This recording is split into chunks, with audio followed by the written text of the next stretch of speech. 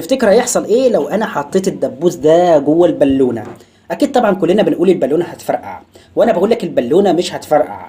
تعال نشوف كده، وانا هحط دلوقتي الدبوس جوه البالونه ومش هخليها تفرقع، وهقول لك على سر اللعبه دي بيكون فين. ادي الدبوس يا جماعه، والله دبوس طرحه اهو، دبوس اهو. دبوسه يا جماعه جوه البالونه، يا رب يكون ظاهر بس اهو.